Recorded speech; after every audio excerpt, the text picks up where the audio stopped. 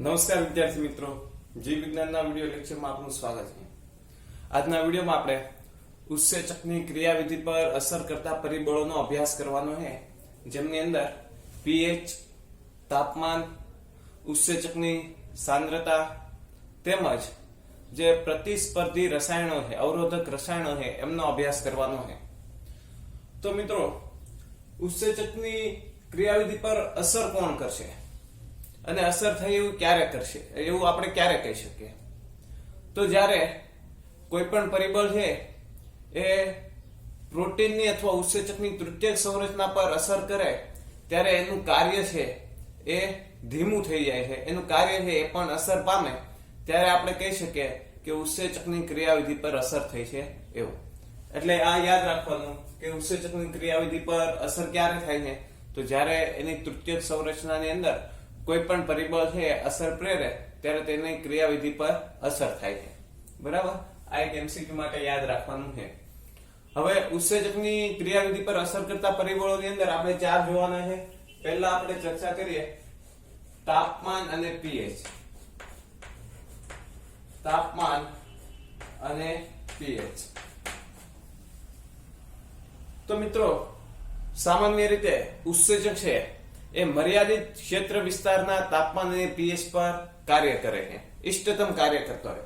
એટલે ઉત્સેચક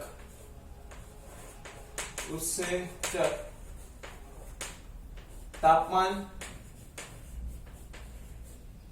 અને pH ના મર્યાદિત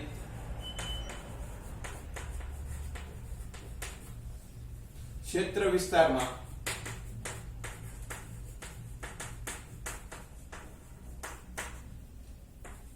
કાર્ય કરે છે। મતલબ કે અમુક લિમિટ ની અંદર કાર્ય કરે છે। ક્ષેત્ર મર્યાદિત ક્ષેત્ર વિસ્તાર એટલે એક તાપમાનની લિમિટ કે આટલાથી આટલા, ભાઈ આપણે ધારીએ કે 27 થી 15 થી લઈને 27 મર્યાદાની અંદર, બરાબર? આ સીમાની અંદર એક સીમા ક્ષેત્રની અંદર કાર્ય કરે છે। તો સામાન્ય રીતે આ તાપમાન અને pH ની અંદર એક ચોક્કસ તાપમાને ઉત્સેચકની ક્રિયાવિધિ છે, ક્રિયાશીલતા એ સૌથી વધારે હોય છે, બરાબર? તો આ જે મહત્તમ ક્રિયાશીલતા ધરાવતો તાપમાન અથવા pH છે એને કહેવામાં આવે છે ઇષ્ટતમ તાપમાન અથવા તો ઇષ્ટતમ pH। તો ચોક્કસ તાપમાન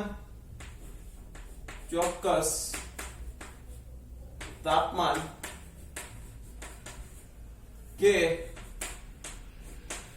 pH પર ઉત્સેચકની ક્રિયાશીલતા મહત્તમ હોય છે।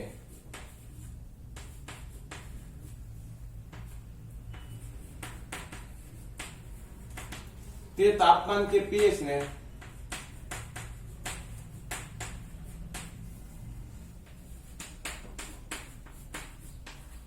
અનુક્રમે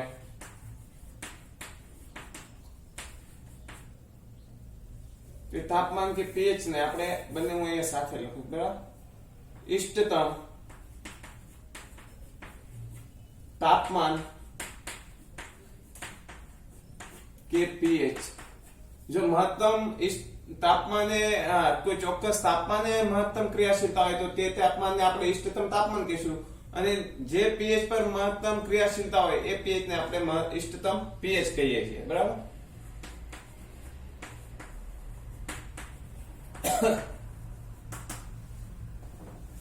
હવે સામાન્ય રીતે શું થશે કે આ માપથી ઉપર કે નીચે ધીરે ધીરે ઉત્સેચકની ક્રિયાશીલતા છે એ ઘટતી જાય। આ તાપમાન આપણે વધારીએ આ તાપમાનથી અથવા તો pH થી pH વધારીએ તો ઉત્સેચકની ક્રિયાશીલતા છે ધીમે ધીમે ઘટતી જાય। એ તમને ગ્રાફ દ્વારા સમજાવું, બરાબર? ગ્રાફની અંદર તમે સરળતાથી ખ્યાલ આપે।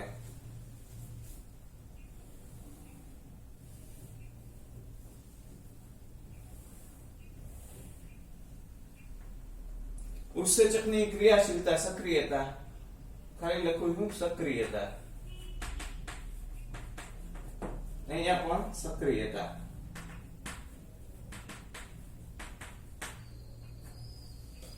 આ તાપમાન માટે, આ pH માટે ગ્રાફ. આ દિશાની અંદર pH વધતી જાય, આ દિશાની અંદર તાપમાન વધતું જાય. તો એક ચોક્કસ તાપમાને ક્રિયાશીલતા છે મહત્તમ છે. મતલબ અહીંયા ક્રિયાશીલતા છે, હવે ક્રિયાશીલતા વધતી નથી, ત્યારે અહીંયા જે તાપમાન છે એ તાપમાન આપણે ઇષ્ટતમ તાપમાન કહીશું. એવી રીતે ચોક્કસ pH પર ક્રિયાશીલતા છે, સક્રિયતા છે એ મહત્તમ હોય. તો આ pH છે એને આપણે ઇષ્ટતમ pH કહીશું, આ તાપમાનને ઇષ્ટતમ તાપમાન કહીશું.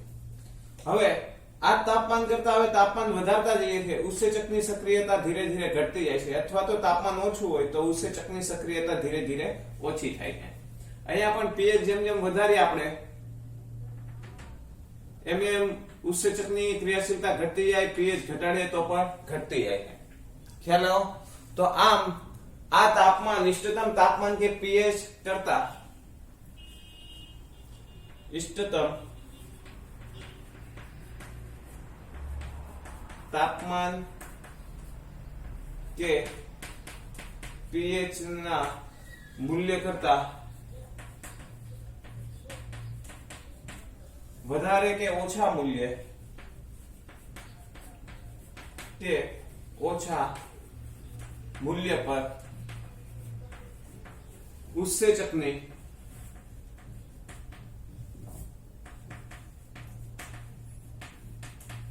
સક્રિયતા ઘટે. ચાલો ખ્યાલ આવ્યો? વધારે હોય તો સક્રિયતા ઘટશે, ઓછું હોય તો સક્રિયતા છે એ ઘટે છે.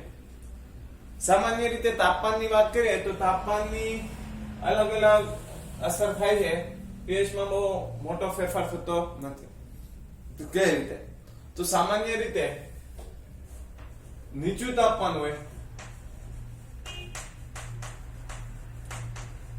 ત્યારે ઉત્સેચકની ક્રિયાશીલતા છે એ નિષ્ક્રિય થાય છે.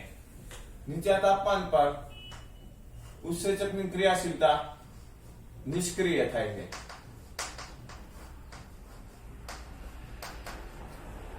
અને ઊંચા તાપમાન પર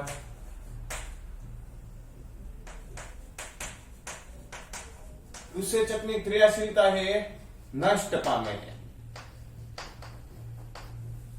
એટલે આનું કારણ શું છે?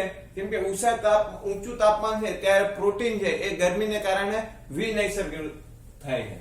કારણ કે ઊંચા તાપમાને પ્રોટીન અથવા તો ઉત્સેચક, જે પ્રોટીન ના બનેલા ઉત્સેચક વિનૈસર્ગીકૃત થાય છે.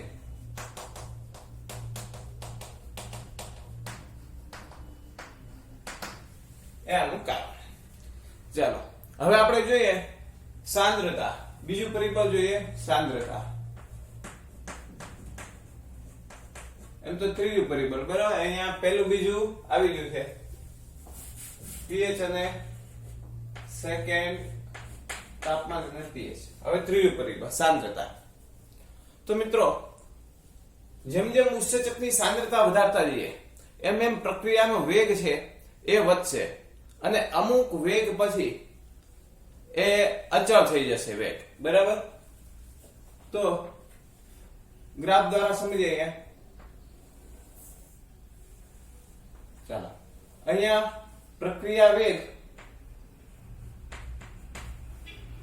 અહીંયા સાંદ્રતા, ઉત્સેચકની સાંદ્રતા લઈએ આપણે, કૌંસમાં દર્શાય સાંદ્રતા.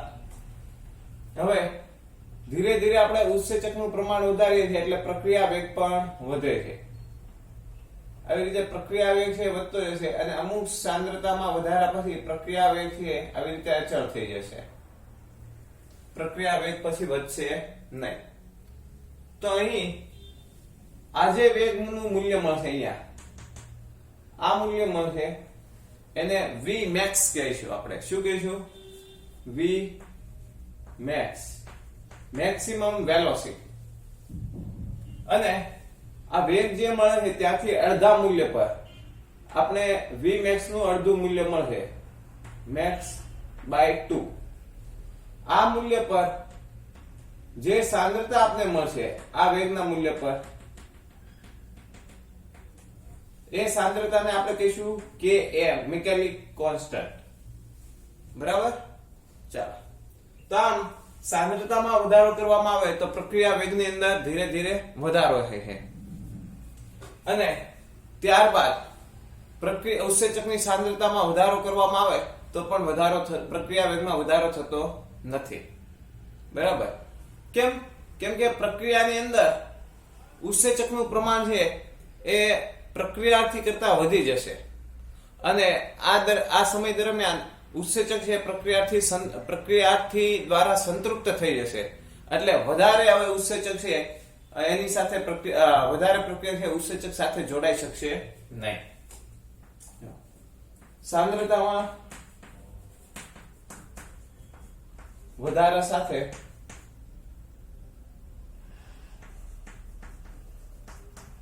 પ્રક્રિયા વેગ વધે છે અને અમુક સાંદ્રતા બાદ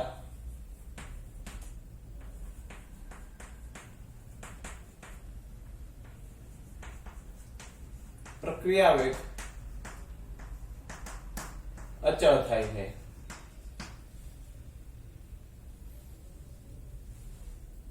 તો આ વેગને, આ પ્રક્રિયા દરને Vmax કહે છે.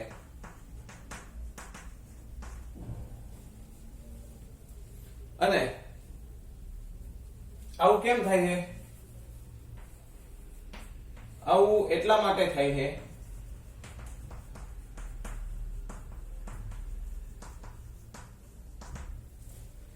કે પ્રક્રિયક કરતા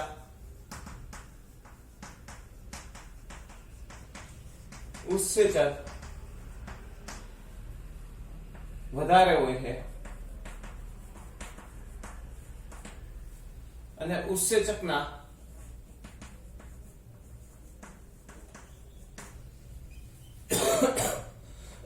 ઉત્સેચક તેના પ્રક્રિયક સ્થાન પર પ્રક્રિયક દ્વારા સંતૃપ્ત થાય છે, જેથી નવો પ્રક્રિયક જોડાઈ શકતો નથી.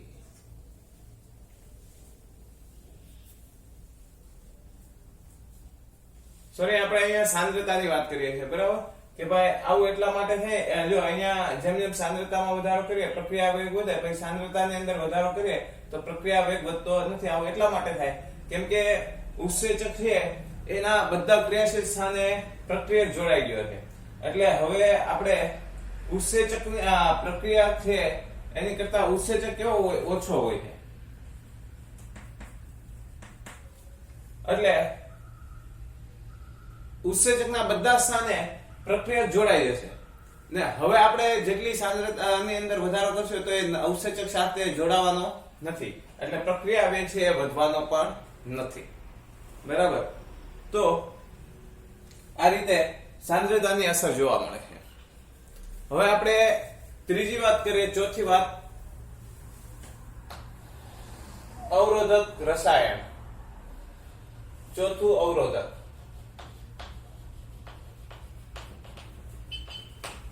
તો અવરોધકની વાત કરીએ આપણે તો ઉત્સેચક છે કેટલાક રસાયણ પ્રત્યે સંવેદનશીલ હોય. ઉત્સેચક કેટલાક રસાયણ પ્રત્યે સંવેદનશીલ હોય અને જેના કારણે પ્રક્રિયા છે એ ધીમી પડતી હોય છે. જેના કારણે પ્રક્રિયા દર મંદ થાય છે. આને કહેવામાં આવે છે જેને અવરોધન કહે છે, જેને અવરોધન કહે છે. અને રસાયણને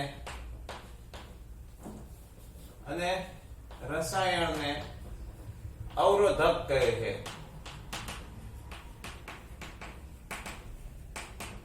આવું કેમ થાય છે? કેમ કે અવરોધકની સંરચના અવરોધક અને પ્રક્રિયકની સંરચના સમાન હોય એટલા માટે આવું થાય છે. તો આવા રસાયણ છે, આવા અવરોધક છે એને પ્રતિસ્પર્ધી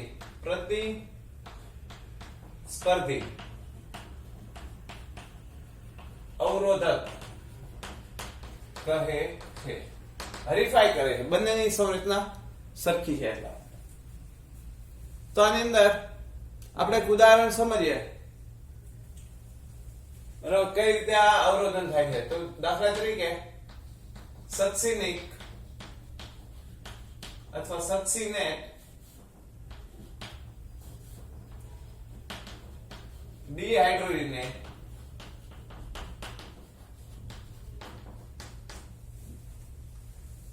સક્સિનેટ પર કામ કરે છે. સક્સિનેટ પર કામ કરે, પણ મેલેટની હાજરીમાં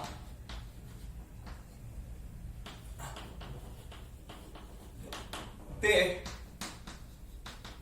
મેલેટ સાથે પણ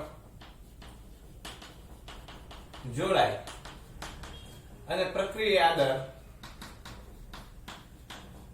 મંદ પડે. બરાબર, અહીંયા સક્સિનિક એસિડ છે એ સક્સિનેટ દ્વારા રૂપાંતર પામતું હોય છે, સક્સિનેટનું રૂપાંતર થતું હોય છે. પણ મેલેટ છે એ સક્સિનેટ જેવું જ છે, એટલે સક્સિનેટ ડિહાઇડ્રોજનેઝ સાથે જોડાઈ જાય છે. બરાબર, કેમ કે અહીંયા બંનેની સંરચના છે મેલેટ અને સક્સિનેટ, બંનેની સંરચના સમાન છે. તો સામાન્ય રીતે આ જે સક્સિનેટ છે એ બેક્ટેરિયલ રોગકારક દ્વારા આવું છે આપણે બેક્ટેરિયાના રોગકારકના નિયંત્રણ માટે કરતા હોઈએ છીએ. આવું બેક્ટેરિયલ રોગકારક ના નિયંત્રણ માટે જોવા મળે. તાથી ઉત્સેચકની ક્રિયાવિધિ પર અસર કરતા પરિબળ. કોઈ પણ ડાઉટ હોય તો નોટ કરીને રાખજો, લાઈવ ક્લાસની અંદર આપણે એને સોલ્વ કરીશું.